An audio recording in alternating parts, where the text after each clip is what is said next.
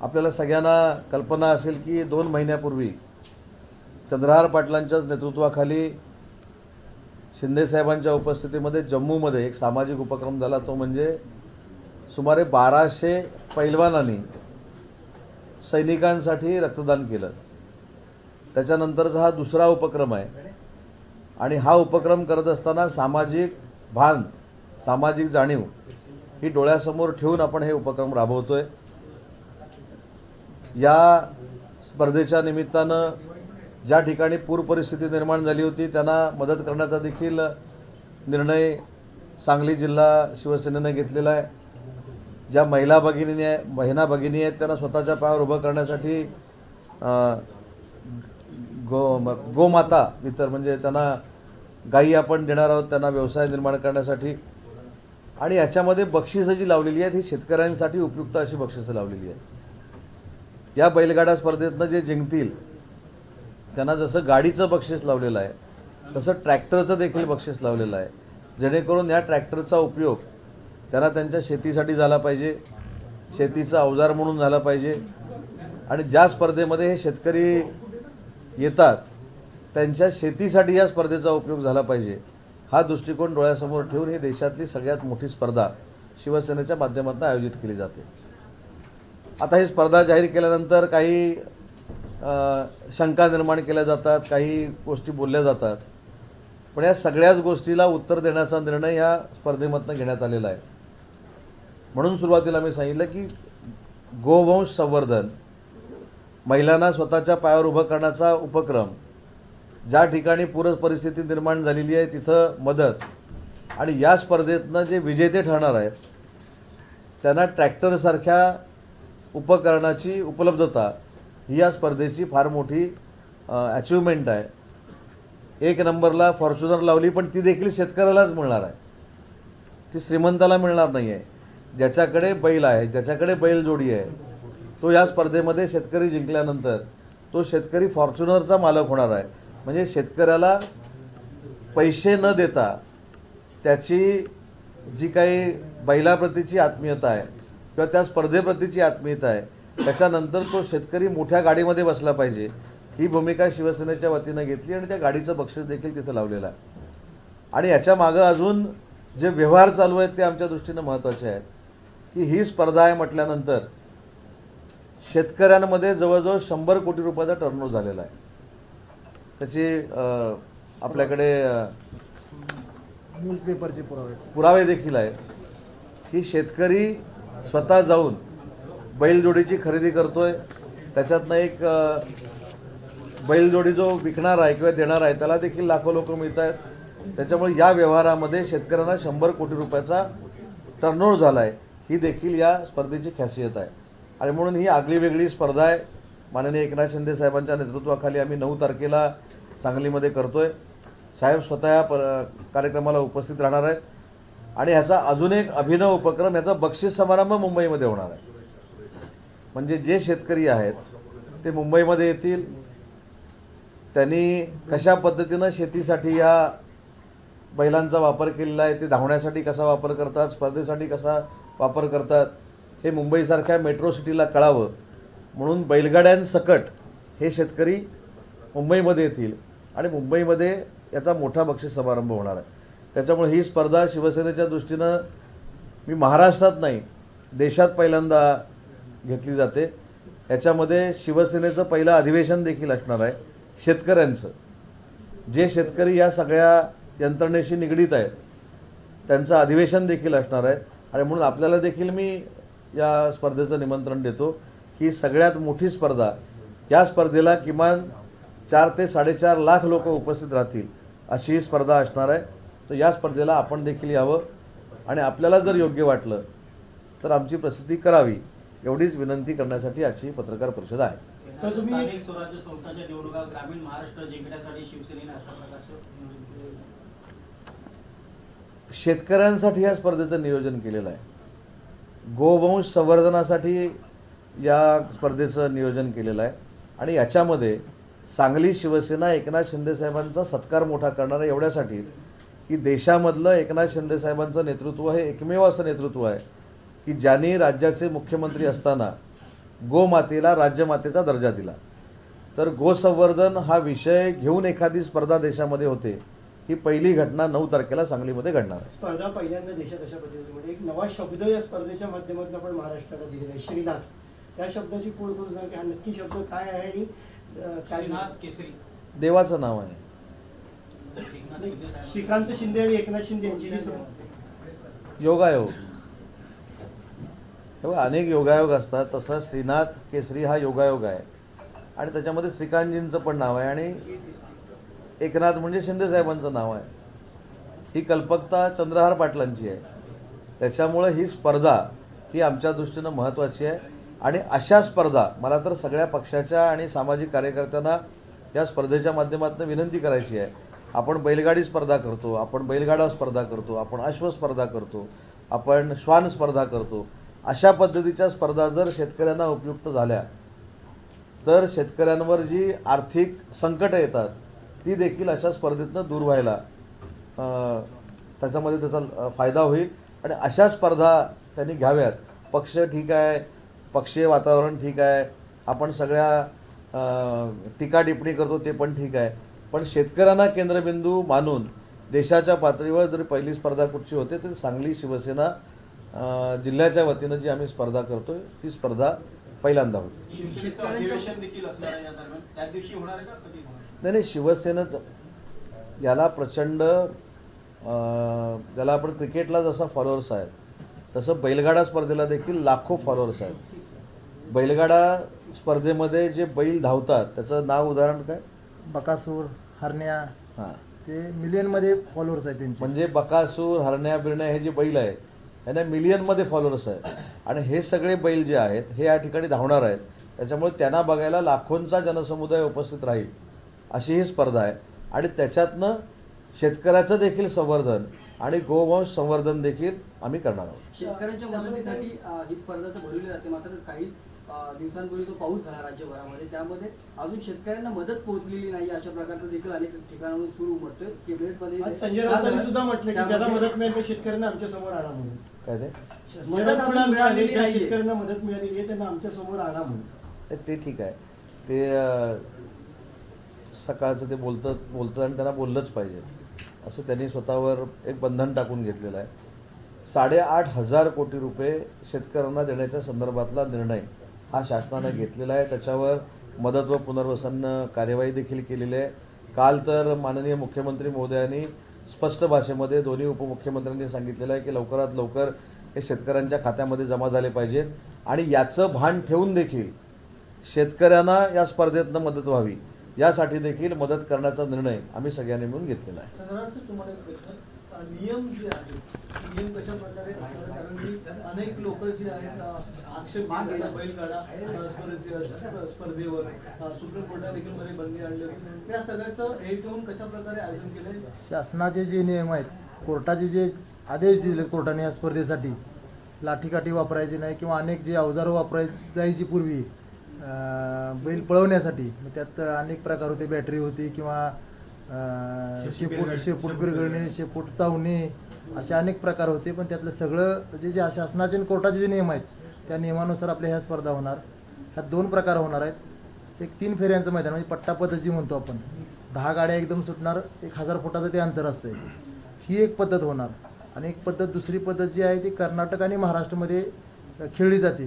ती एकदा गाडी सुटली की ती 6 ते 7 किलोमीटर पळून येते. म्हणजे त्यातला जो पहिला येईल तो विजेता होतो. म्हणजे त्या पद्धतीला एक फॉर्च्युनर गाडी ठेवलेली आहे आपण आणि ह्या पद्धतीला एक फॉर्च्युनर गाडी ठेवलेली आहे. त्याचबरोबर श्वान स्पर्धासुद्धा आहेत. म्हणजे ह्या सर्व गोष्टी ज्या शेतकऱ्यांच्या घरात जोपासल्या जातात त्या सर्व आपण श्वानला सुद्धा आपण ट्रॅक्टर ठेवलेला आहे पहिलं बक्षीस. म्हणजे अनेक वेळा आपण बघतो की क्रिकेटरलाच BMW, मर्सिडीज दिलेली बघतो आपण, पण आज शिवसेना पक्षाच्या वतीनं शेतकऱ्याचा फॉर्च्युनर देऊन सन्मान होणार आहे. म्हणजे हे देशातलं पहिलं उदाहरण असेल आणि मला वाटतं शेतकऱ्यांचा एवढा मोठा विचार करणारा शिवसेना हा पहिला पक्ष असेल. महिलांसाठी एक वेगळी त्यामध्ये आहे, त्यांना काय बक्षीस असतं? महिलांसाठी आपण, महिलांची संख्या त्या क्षेत्रामध्ये थोडी कमी आहे, की भविष्यात जास्ती व्हावी म्हणून आपण प्रत्येक सहभागी महिलेला चषक असेल किंवा ठराविक मानधन असेल अशा पद्धतीने देऊन त्या महिलांचा सहभाग कसा वाढवता येईल अशा पद्धतीनं प्रयत्न करणार आहोत. आणि त्यांचा एक गट म्हणजे साहेबांच्या हस्ते आपण साहेबांच्या समोर महिलांचा एक गट त्या स्पर्धेमध्ये सोडणार आहोत. सर, एक काल भाजपकडून एक है तो सेफ याचा नारा दिला गेलेला आहे. काल एकनाथ शिंदेनी पण निवडणुका शक्यतो युतीत लढावी असे केले. नक्की काय परिस्थिती, एक है तो सेफ हे दिसेल या निवडणुकांमध्ये? आम्ही सगळे एकत्रच आहोत. महायुतीनंच आम्ही निवडणुका लढवणार आहोत. काल देखील आपल्याला माहिती असेल की माननीय एकनाथ शिंदे साहेबांच्या अध्यक्षतेखाली, नेतृत्वाखाली आम्हाला सगळ्या मंत्र्यांना हे त्यांच्या शासकीय बंगल्यावर आम्हाला बोलवलेलं होतं. तिथं देखील आम्हाला स्पष्ट शिंदे साहेबांनी सांगितलं की आपल्याला महायुतीनंच निवडणुका लढवायच्या आहेत. स्थानिक पातळीवर जरी काही हवेदावे मतभेद असतील तर ते आपण मिटवले पाहिजेत. कारण आपल्याला महायुतीनं या सगळ्या निवडणुकीला सामोरं जात असताना कुणीही प्रेस्टिज इश्यू करू नये. कुणीही स्वबळाची भाषा जर कोण करत असतील तर त्यांना तुम्ही समजवावं. अशा पद्धतीचे निर्देश म्हणजे महायुती एकसंघ ठेवण्याचं प्रमुख काम जर कोणी केलं असेल किंवा पुढचं पाऊल जर कोणी टाकलं असेल तर एकनाथ शिंदे साहेबांनी टाकलं.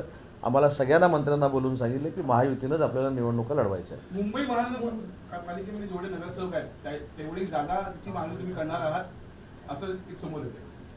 तर या बाबतीमध्ये सगळे अधिकार हे माननीय एकनाथ शिंदे साहेबांना आहेत. एकनाथ शिंदे साहेब हे मुख्यमंत्री व्हायच्या अगोदर नगरविकास खात्याचे मंत्री होते. त्याच्यामुळे मुंबई महानगरपालिकेचा आवाका त्यांना माहिती आहे. नंतर त्यांनी मुख्यमंत्री म्हणून काम केलं आहे आणि त्याच्यानंतर आज ते पक्षाचे मुख्य नेते म्हणून काम करत आहेत. त्याच्यामुळे तिन्ही भूमिका त्यांना माहिती आहेत. काय करायचं हे त्यांना माहिती आहे. आमचा त्यांच्यावर विश्वास आहे. त्याच्यामुळे शिवसेनेला किती जागा पाहिजेत, किती ठिकाणी शिवसेना लढणार आहेत, हे सगळे अधिकार एकनाथ शिंदे साहेबांचे आहेत आणि तो ते निर्णय घेतील. साधारण सध्या आपल्याकडे जो काही फॉर्म्युला किंवा जे काही सिटिंग नगरसेवक आहेत फुटीच्या नंतरचे असतील एकूण निवडून आलेले 84 होते. त्यानंतर आता किमान 60 ते 65 नगरसेवक आपल्याकडे सिटिंग नगरसेवक आहेत.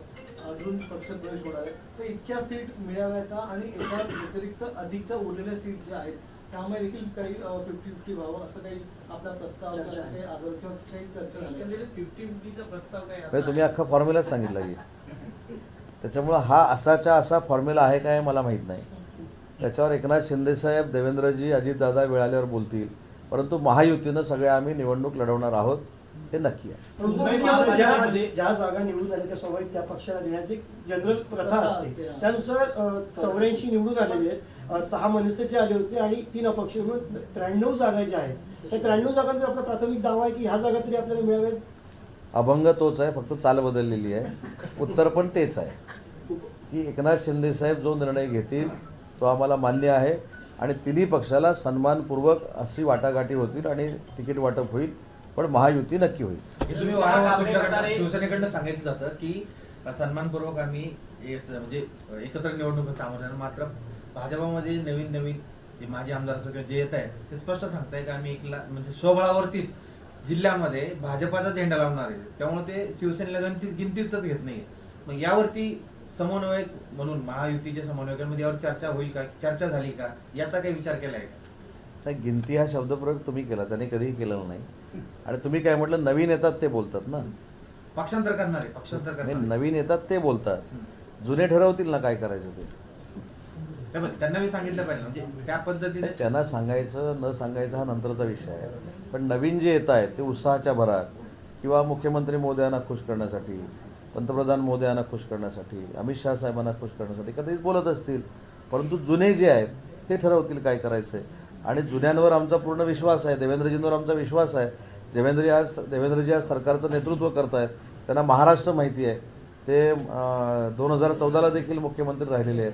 त्यांना काय करायचं काय नाही करायचं हे पूर्ण ज्ञान आहे. त्याच्यामुळे नवीन, तुम्ही प्रश्न विचारला म्हणून सांगतोय, नवीन जे येत आहे ते जे काय बोलत असतील त्याच्यावर विश्वास ठेवण्यापेक्षा देवेंद्रजी बोलतील किंवा एकनाथ शिंदे साहेब जे बोलतील आणि अजितदादा बोलतील ते फायनल होणार आहे. त्याच्यामुळे मगाशी मी एका याच्यामध्ये सांगितलं, नवे काय बोलतात याच्यापेक्षा जुने काय बोलतात याला महत्व आहे. उपमुख्यमंत्री शासकीय निवासस्थानी गेलेले आहेत. उपमुख्यमंत्री आता त्यांच्या शासकीय निवासस्थानी गेलेले आहेत. तुम्ही तुमच्या शासकीय निवासस्थानी कधी जाणार? मुख्यमंत्र्यांच्या बंगला मिळाला कधी जाणार? कुठं मी माझ्या बंगल्यावर कधी जाणार? मी माझ्या बंगल्यावर ज्या दिवशी जाईन त्या दिवशी तुम्हाला चहा पाण्याला नक्की बोलवेन. विजय वडेट्टीवारवरती आयटीची नोटीस आलेली आहे आणि त्यांनी सांगितलं आहे दबाव तंत्र आहे. विजय वडेट्टीवारांना आयटीची नोटीस आलेली आहे की नाही हे मला काही माहीत नाही. त्यांनी जर सांगितलं असेल कशासाठी आली, का झाली आहे त्यांचंच त्यांना माहीत असेल. पण ती ITची नोटीस का गेलेली आहे याची माहिती घेतो आणि मग मी तुमच्याशी चर्चा तर करेन. बच्चू कडू यांचं जे आंदोलन चालू आहे नागपूर इथे, तर त्यांचं असं म्हणणं आहे की आमच्या मागण्या पूर्ण करण्यासाठी सरकारने आमच्याकडे यावं. सरकारचं असं म्हणणं आहे, गिरीश महाजन येतात की तुम्ही आमच्याकडे, काल बैठक देखील आयोजित करण्यात आली होती सह्याद्री अतिथीगृहाला, कोणीही तो उपस्थित राहिलं नव्हतं. त्या बैठकीत शेवटी बैठक रद्द करावी लागली. काय वाटतं या संपूर्ण आंदोलनाच्या संदर्भात? आणि बच्चू कडू कधी ना कधी आपल्या सोबत होते, ज्यावेळी सरकार होतं, एकनाथ शिंदे मुख्यमंत्री होते, त्यावेळी आपल्या सोबत होते ते. आपला एक मित्र पक्ष म्हणून त्यांना नाही, बच्चूभाऊ हा शेतकऱ्यांसाठी काम करणारा एक नेता आहे, हे कोणी नाकारणार नाही. परंतु माझी देखील त्यांना विनंती आहे की शेतकऱ्यांच्या हिताचे प्रश्न सोडवण्यासाठी किंवा शेतकऱ्यांच्या हिताचा निर्णय घेण्यासाठी सरकारबरोबर चर्चा झाली पाहिजे. आणि मुंबईमध्ये ही सगळी यंत्रणा असते, सगळे प्रधान सचिव असतात, SES असतात, मुख्य सचिव असतात. अशी जर बैठक गिरीश महाजन साहेबांनी लावली असेल किंवा मंत्री महोदयांनी लावली असेल तर त्या बैठकीमध्ये येऊन शेतकऱ्यांचे प्रश्न बच्चूभाऊ आणि त्यांच्या सहकार्याने सोडून घ्यावेत, ही माझी देखील त्यांना विनंती आहे. आणि बच्चूभाऊंनी त्यांच्या राजकीय कारकिर्दीमध्ये शेतकऱ्यांना न्याय देण्याची भूमिका घेतलेली आहे, शेतकऱ्यांसाठी लढा दिलेला आहे, दिव्यांगांसाठी लढा दिलेला आहे. त्याच्यामुळे त्यांच्याबद्दल आम्हाला सगळ्यांनाच आदर आहे. ग्रामीण महाराष्ट्रामध्ये भाजपचे प्रदेश अध्यक्ष रवींद्र चव्हाण मोठ्या प्रमाणात इतर पक्षातून पक्षप्रवेश मोठ्या प्रमाणात करतात.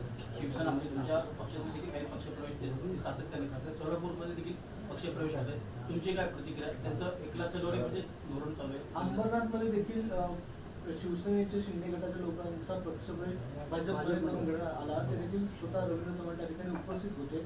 आता महायुतीचे मला असं वाटतं की या बाबतीमध्ये आम्ही समन्वय समितीमध्ये चर्चा केलेली आहे, मी आणि शंभूराज देसाई साहेबांनी.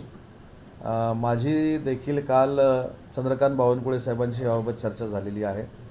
असं होऊ नये की शेवटी अशा पद्धतीनं सुरुवात झाली तर मग जिल्हा स्तरावरचे कार्यकर्ते विरोधकांचे कार्यकर्ते घेण्याऐवजी महायुतीतलेच कार्यकर्ते घेत राहतील आणि त्याच्यामध्ये त्यांची एनर्जी वेस्ट होईल. त्या प्रत्येकानं एक समजून घेतलं पाहिजे, प्रत्येकानं ठरवलं पाहिजे की आपल्या वागण्यामुळं, आपल्या बोलण्यामुळं किंवा आपल्या अशा पक्षप्रवेशांमुळं महायुतीमध्ये कुठे दरी निर्माण होईल अशा पद्धतीची भूमिका कोणीच घेऊ नये. हे माझ्यासाठी देखील आहे, आमच्या सगळ्यांसाठी आहे. आणि शिंदेसाहेबांची देखील हीच भूमिका आहे की जिथं महायुतीनंच लढायचं आहे त्याच्यामुळे एकामेकाचे कार्यकर्ते घेण्यात काहीच अर्थ नाही. UBTचे घेतले तर चालतात, राष्ट्रवादी काँग्रेस आहे, काँग्रेस आहे. आता काल रत्नागिरीमध्ये एक प्रवेश झाला, आमच्या महिला भगिनी आहेत, त्या रत्नागिरी जिल्हा काँग्रेसच्या सरचिटणीस होत्या, त्यांचा आम्ही प्रवेश करून घेतला. तर मित्रपक्षांमध्ये एकमेकाचे प्रवेश होऊ नये ही प्रामाणिकपणाची भावना असली पाहिजे. मुंबई महापालिकेमध्ये शिवसेना ठाकरे गटाचं नेतृत्व जे आहे ते आदित्य ठाकरे करतात आणि त्यांच्याकडनं असं सांगण्यात आलं सूत्रांची माहिती की 70 वर्षापेक्षा जास्त उमेदवार कोण असेल त्याला 60 वर्षापेक्षा जास्त त्याला उमेदवारी दिली जाणार. जे 2 टर्म आहेत त्यांना देखील उमेदवारी दिली जाणार गटात आणि तरुण जे आहेत चेहरा त्यांना जास्तीत जास्त उमेदवारी दिली जाणार. जे जुने जाणते आहेत शिवसैनिक ज्यांनी शिवसेना पक्ष मोठा केला आहे, पराठा केला त्यांना आता कुठेतरी साईडलाईन केलं जातं. नवीन चेहऱ्यांना संधी आणि जुन्यांना सावरून नवीन चलन दिलं जातं, त्यांनी पक्ष मजबूत केला अशा लोकांना. तुमची काय? चांगलं आहे ना. आधी तिकीटं कोणाला देत आहेत, कोणाला बाजूला करतायत, 70 वर्षाचं कोण झालेलं आहे हे आम्हाला तेव्हा कळेल ना. 70 वर्षाचे झालं म्हणून ज्यांना किती 60 तेच त्यावेळी कळेल ना कोण 60 वर्षाचं झालं आहे, कोण 65 वर्षाचं झालं आहे. आणि दुसरी महत्त्वाची गोष्ट आहे की जो मास लीडर आहे, ज्याच्या मागे मतदान आहे, ज्यांना आजपर्यंत शिवसेनेची सेवा केलेली आहे, अशा लोकांना आमच्याकडनं तिकीटं दिलं जाणार आणि हाच क्रायटेरिया माननीय एकनाथ शिंदेसाहेब राबवतील याची आम्हाला पूर्ण खात्री आहे. पण ज्यांची गरज संपलेली आहे, त्यांना तिकीट द्यायचं नाही हा एक क्रायटेरिया असतो, तर त्यांच्याकडनं कदाचित लावला जात असेल. आधी तिकीट वाटप होऊ दे, कोणाकोणाला तिकीट मिळते ते बघू, कोण कोण 60 वर्षाचे आहेत ते बघू आणि त्याच्यानंतर याच्यावर बोलू.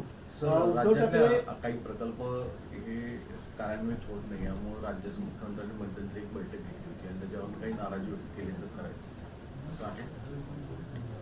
मला तर असं वाटतं की प्रकल्पांच्या म्हणजे उद्योग विभागाच्या प्रकल्पांच्या बाबतीमध्ये माननीय मुख्यमंत्री महोदय हे समाधानी आहेत.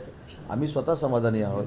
कारण मी आत्ताच काही छत्रपती संभाजीनगरच्या ऑरिक सिटीचा मी माहिती घेतली, आढावा घेतला. तर त्या ऑरिक सिटीमध्ये 84,000 कोटीचे प्रकल्प आलेले आहेत, त्याची कामं सुरू झालेली आहेत. गडचिरोलीमध्ये फार मोठी स्टील इंडस्ट्री त्या ठिकाणी येते, त्याची कामं सुरू झाली आहेत. कोकणामधल्या प्रोजेक्टची कामं सुरू झालेली आहेत. त्याच्यामुळे अनेक प्रोजेक्टची कामं सुरू झालेली आहेत, कुठेही प्रोजेक्ट थांबलेले नाहीत. नवीन नवीन MOU होऊन नवीन नवीन देखील प्रकल्प येत आहेत आणि प्रत्येक इंडस्ट्रियलिस्ट जो आहे तो महाराष्ट्रामध्ये येण्याचा प्रयत्न करतोय. आणि महाराष्ट्रामध्ये उद्योग निर्माण करण्याचा प्रयत्न करतो. सर, उद्धव ठाकरे परवा अमित शहा आले होते. उद्धव ठाकरे यांनी अमित शहाचा उल्लेख अॅनाकोंडा म्हणून केला. आज संजय राऊत म्हणाले एकनाथ शिंदे त्या मोठ्या अॅनाकोंडाचं पिल्लू आणि दोघं कंटेनर आणि सगळे पैसे घेत बसलेले आहेत अॅनाकोंडा. काल स्वतः माननीय उपमुख्यमंत्री एकनाथ शिंदे साहेबांनी याचं मार्मिक उत्तर दिलेलं आहे. ॲनाकोंडा कसा असतो, काय काय गिळतो, हे स्वतः शिंदे साहेबांनी सांगितलेलं आहे. आणि त्यांनी सांगितल्यानंतर पुन्हा त्यांनी काय काय गिळलं हे सांगण्याची आवश्यकता मला वाटत नाही. त्याच्यामुळं ते कशाला विळखा घालून बसले होते हे देखील शिंदे साहेबांनी सांगितलं. करोनामधलं काय काय गिळलं हे देखील त्यांनी सांगितलं. एवढंच नाही तर मिठी नदीतला कचरा गिळला हे देखील शिंदे साहेबांनी सांगितलं. आता साहेबांनी सगळं सांगितल्यामुळं त्याच्यावर मी बोलावं असं नाही. काल साहेबांनी सांगितल्यामुळं अख्ख्या मुंबईला आणि महाराष्ट्राला कळलंय की किती कचरा गिळलेला आहे.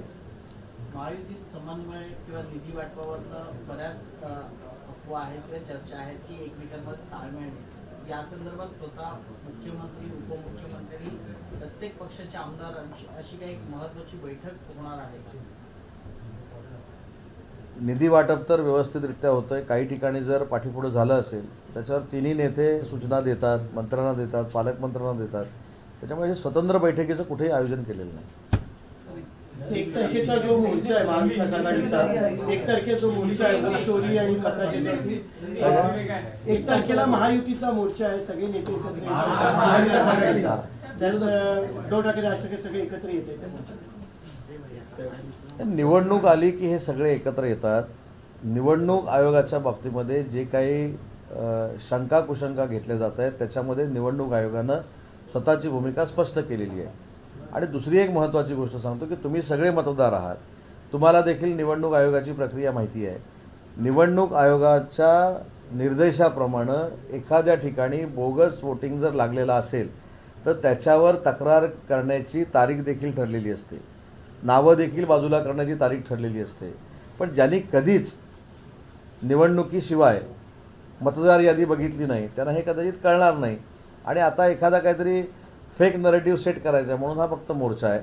पण याला काहीही लोक बोलणार नाहीत. पूर्ण महानगरपालिकेवर महायुतीची सत्ता असेल. राज्याचे मुख्यमंत्री देवेंद्र फडणवीस यांनी काल आदित्य ठाकरेंचं राज्यातलं नवा पप्पू होऊ नका असं म्हटलं. खरंच तसं आहे? आता राज्याचे प्रमुख बोलतात तेव्हा काहीतरी तथ्य असेल. तुम्हाला वाटतं तुमच्या पार्टीचा हा अनालिसिस आहे का आदित्य ठाकरे? एक लक्षात ठेवा, राज्याचे प्रमुख ज्यावेळी बोलतात तर त्यांना त्याच्यामध्ये काहीतरी वाटलं असेल म्हणूनच बोलतात ना. त्याच्यावर परत प्रतिक्रिया द्यायची काय गरज आहे? शेतकऱ्यांनी आत्महत्या करू नये, मंत्र्यांना कापा, आमदारांना कापा असं रवींद्र तुपकरांनी वादग्रस्त वाक्य वापरलं. आता वादग्रस्त वक्तव्य हे सकाळपासूनच सुरू होतं, हे तुम्हाला सगळ्यांना माहिती आहे. आता त्याच्यात अजून हे काही वादग्रस्त, त्याच्यामुळे रवींद्र तुपकरांनी काय नक्की बोलले, त्यांच्या भावना काय ते सरकार म्हणून आम्ही समजून घेतो. त्यांच्या भावना शेतकऱ्यांना न्याय देण्याच्या जर असतील तर शेतकऱ्यांना आम्ही न्याय देणार आहोत. किसानों के लिए किस तरीके से शिवसेना की तरफ से स्पर्धा की जाएगी, क्या स्पर्धा है, किस तरीके की उनकी मदद की जाएगी उसके बारे में? नहीं, ये जो बैलगाड़ा स्पर्धा है वो गोवंश संवर्धन के लिए भी हम कर रहे हैं. 9 तारीख को माननीय एकनाथ शिंदे साहब के उपस्थिति में ये प्रोग्राम होने वाला है. इसमें जो खेती करने वाले सब फार्मर हैं उनको भी न्याय देने का प्रयास ये स्पर्धा के माध्यम से होने वाला है. इसका प्राइस ट्रैक्टर है, गाड़ी है. जो हमारे महिलाएं हैं उनको उनका खुद का व्यवसाय शुरू करने के लिए हम कुछ काय अपन देते ना, गाय देते खुद के बलबूते पे व्यवसाय होने के लिए हम मदद कर रहे हैं. और दूसरी बात है जहाँ पूरा जन्य परिस्थिति है वहाँ के जो खेती करने वाले हमारे लोग हैं उनके लिए भी सपोर्ट करने का निर्णय इस स्पर्धा के माध्यम से हमने लिया है. सर, जिस तरह से नागपुर में किसानों सड़क पर बैठे हैं, रेलवे को रोको कर रहे हैं, विपक्ष कह रहा है कि सरकार जो है किसानों की बात सुन नहीं रही है, और संजय राउत तो कह रहे हैं कि मंत्रियों को जूती से मारना चाहिए. वो लोग कह रहे हैं कि वहाँ पर आके सरकार बात वो बोल रहे हैं, उसमें नया क्या है? वो 4 बरस यही बोल रहे हैं. किसानों को लेकर आपकी क्या मांग है, सरकार की क्या भूमिका है? क्योंकि सरकार को लेकर हम किसानों के साथ है. किसानों के लिए जो करना चाहिए वो करेंगे.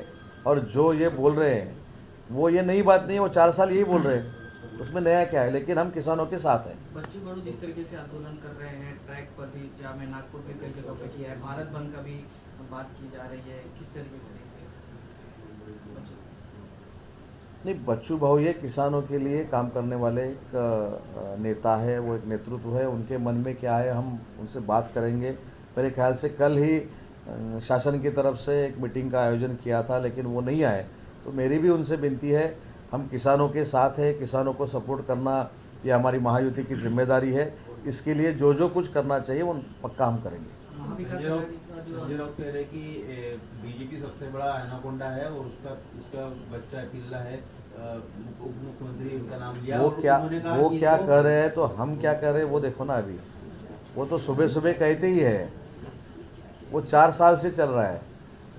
तो अभी हमारा सोचो ना कभी तो। जिस तरह से भाषा का इस्तेमाल कर रहे हैं कि नहीं, वो 4 साल से है ना। एक भी गाली उन्होंने ऐसी नहीं रखी है जो उन्होंने हम लोगों को नहीं दी है। तो अभी वो सोचने का नहीं, हम काम कर रहे हैं, काम से आगे जा रहे हैं और हमारा स्वीकार महाराष्ट्र की जनता ने किया है। आदित्य ठाकरे महाराष्ट्र के पप्पू ना बनिए मुख्यमंत्री कह रहे हैं, जिस तरह से वोट चोरी को लेकर लगातार अभियान छेड़े हुए हैं। मुख्यमंत्री महोदय ने बयान देने के बाद उनके मंत्रिमंडल के मंत्री ने बयानबाजी करना अच्छी बात नहीं है। महाविकास आघाड़ी का 1 तारीख को होने वाला मोर्चा है, उसकी वजह से आपकी महायुति को कितना बड़ा झटका होगा? 1 तारीख को जो मोर्चा हो रहा है उससे कोई भी फर्क नहीं पड़ेगा। महायुति गठबंधन का ही महापौर मुंबई में होगा। जहाँ जहाँ स्थानिक स्वराज्य संस्था है वहाँ महायुति का ही सभापति, महायुति का ही जिला परिषद अध्यक्ष और महायुति का ही नगराध्यक्ष बनेगा। पीएम आज मुंबई में है, इसके पहले अमित शाह भी आए थे और विपक्ष कांग्रेस और उनके नेताओं का ये आरोप है कि बिहार में चुनाव है, मुंबई से पैसा इकट्ठा करके बिहार भेजा जा रहा है, इसलिए लगातार दौरे बढ़ रहे हैं। ऐसे कौन बोले? नाना पटोले। हाँ, नाना पटोले मैंने सुना वो भी बीजेपी में आ रहे हैं। कल परसों आपने ही दिखाया था ना, वो आपने न्यूज चलाई थी ना, वो बीजेपी में आ रहे हैं। शिवसेनेकडे पण त्यांना प्रस्ताव दिलाय का पक्षाने? आले तो स्वागत करू ना, पण ते नहीं, अभी मैंने उसका बयान दिया ना, उसका जवाब ही है। मेरे ख्याल से आगे जाके वो बीजेपी में आ रहे हैं। पंतप्रधानांचा दौरा आहे, जिथे दौरा आहे तिथे पडदे लावण्यात आलेले आहेत झोपडपट्ट्यांना। त्याच्यावरती काँग्रेसकडून ट्विट करण्यात आलेलं आहे का झोपडपट्ट्या दाखवू नये पंतप्रधानांना किंवा हे वास्तव दाखवण्याचा प्रयत्न करताय भाजपाकडे। आपल्याला सगळ्यांना माहिती आहे की धारावी सारख्या परिसरावर चांगल्या पद्धतीचा प्रकल्प व्हावा हे वंदनीय बाळासाहेबांचं स्वप्न होतं। झोपडपट्टी पुनर्विकासाचा जो कार्यक्रम आहे हा वंदनीय बाळासाहेबांनी या महाराष्ट्रामध्ये आणला, देशात पहिल्यांदा। त्यांचा जो संदेश होता तो संदेश घेऊन महायुतीचं सरकार काम करतंय।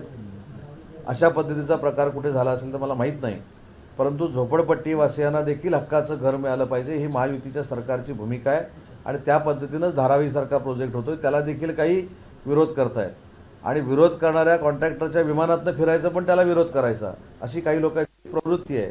त्यांची नावं मी घेत नाही। रोज त्यांच्या विमानातनं फिरायचं, त्यांच्या विमानातनं फिरून आपले दौरे करायचे आणि त्यांच्या विमानातनं उतरल्यानंतर त्यांच्यावर टीका करायची, हे काही लोकांचं राजकारण आहे। मला असं वाटतं की अशा पद्धतीचा प्रकार घडला असेल मला माहीत नाही, परंतु मुंबईच्या झोपडपट्टीवासियांना न्याय देण्याची भूमिका महायुतीचं सरकार घेतंय आणि घेत राहणार। जिस तरह से यूपीटी शिवसेना 60 साल की उम्र वालों को अब टिकट नहीं देगी जो पुरानी शिवसेना की, क्या लगता है कि पुरानी शिवसेना को जरूरत नहीं रही अभी? नहीं, एक तो पहला टिकट का बंटवारा होने दो। हम लोगों को भी पता चलना चाहिए कि अबव 60 कौन है, बिलो 60 कौन है, ये तो हमको देखने दो। और ये तो उनकी पहले से ही स्टाइल है कि जो उनके साथ काम कर रहा है, जो उनके साथ सपोर्ट कर रहा है, उनको बाजू में रखना है, तो उनकी स्टाइल ही है। ये कोई नई बात नहीं है, लेकिन टिकट का बंटवारा होने के बाद इस पर हम कह सकते हैं कि क्या हुआ है। धन्यवाद।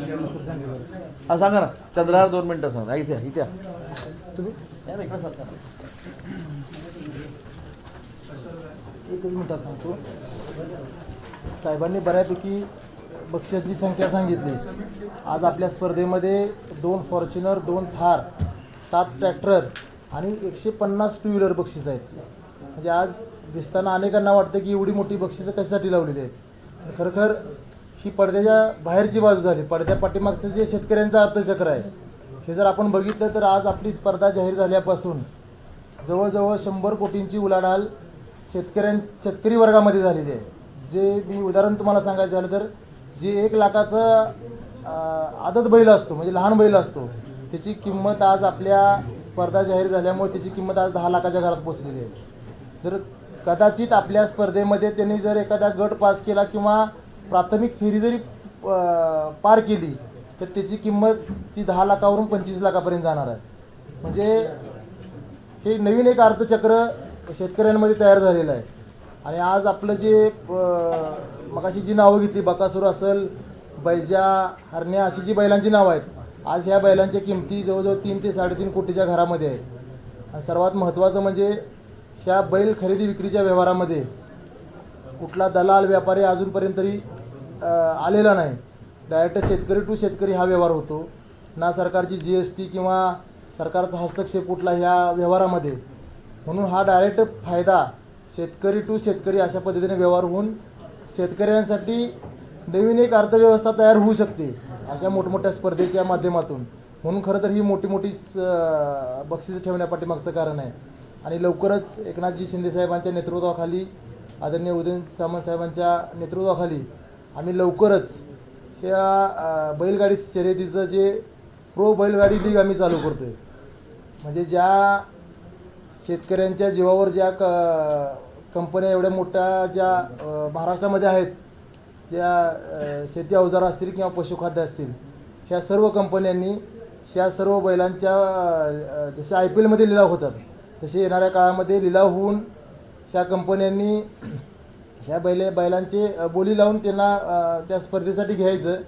आणि जास्तीत जास्त फायदा ह्या शेतकऱ्यांना कशा पद्धतीने होईल या बैलगाडीच्या माध्यमातून अशा पद्धतीने आम्ही येणाऱ्या काळामध्ये म्हणजे या 2-3 महिन्याच्या काळामध्ये प्रो बैलगाडी लीग चालू करतो आहे. आणि जास्तीत जास्त शेतकरी वर्गाला कसा फायदा होईल अशी मोठमोठी बक्षीस ठेवून अशा दृष्टीने आम्ही शिवसेना पक्षाच्या वतीने प्रयत्न करणार आहोत. मराठवाड्यामध्ये पूर परिस्थितीमुळे तिथला शेतकरी जो आहे तो मेटाकुटी झालेला आहे आणि पश्चिम महाराष्ट्रामध्ये मात्र कोट्यावधींची उलाढाल शेतकरी करतात.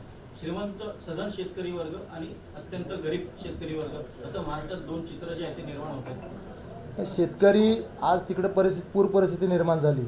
आज आपल्या पश्चिम महाराष्ट्रामध्ये पण काही ठिकाणी कोल्हापूर असेल आमचे सांगली असेल अनेक ठिकाणी पूर परिस्थिती निर्माण झालेली होती. पण आता प्रत्येक वेळी जर विचार केला आपण तर पूर आला तरी शेतकऱ्याची जनावरं मरणार शेतकरीच मरणार.